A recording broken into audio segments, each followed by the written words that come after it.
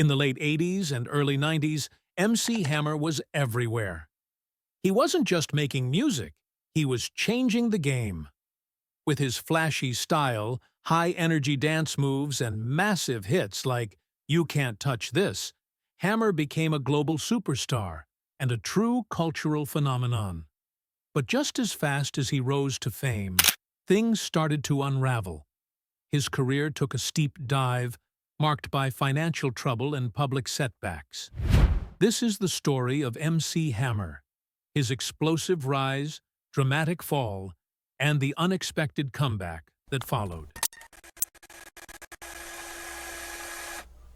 MC Hammer was born Stanley Kirk Burrell on March 30th, 1962, in Oakland, California. He grew up in a working-class neighborhood, raised by his mom after his father left. Even as a kid, Hammer had a passion for performing. He'd sing and dance for his family and in the local community. He was drawn to music early on, sneaking into local clubs and soaking up the sounds of hip-hop and breakdancing. By the time he was a teenager, it was clear. He had the drive, the talent, and the vision to make it big.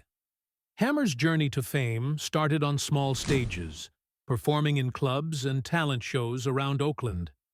His raw energy and dance skills caught the attention of local artists, and before long, he was dancing for the rapper Too Short. That exposure opened doors. After signing with a small label, Hammer dropped his debut album in the late 80s. It was the start of something huge.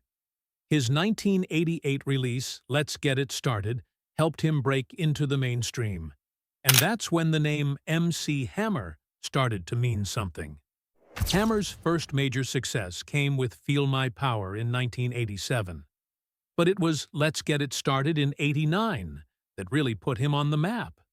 Then, in 1990, everything changed. He dropped Please Hammer, Don't Hurt 'Em, and it was massive. The album featured You Can't Touch This, a track that took over the airwaves and pop culture. The hook was infectious. The dancing was electric. Hammer was everywhere. TV, tours, commercials. He wasn't just a rapper. He was a pop icon. He broke barriers as one of the first rappers to truly go mainstream, bringing hip-hop to new audiences around the world. But the fame didn't last forever. By the mid-90s, Hammer's music wasn't landing the same way.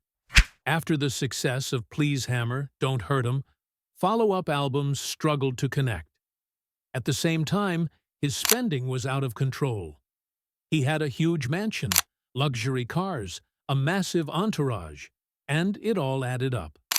In 1996, Hammer filed for bankruptcy, revealing more than $13 million in debt. The industry was changing, and critics were harsh. Suddenly, the man who helped bring rap to the mainstream was being dismissed as a one-hit wonder. The media ran with it, and Hammer's star dimmed. After his financial troubles, Hammer stepped back from the spotlight. He returned to the Bay Area and focused on what mattered most: his family. He'd married his longtime girlfriend, Stephanie, back in 1985, and together they raised 5 children.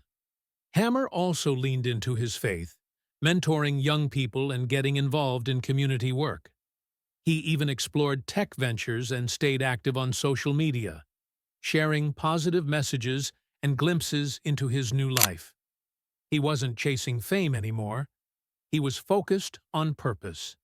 In the 2010, Hammer quietly stepped back into the spotlight. He performed a surprise medley at the 2013 AMAs. Still dancing, still electric.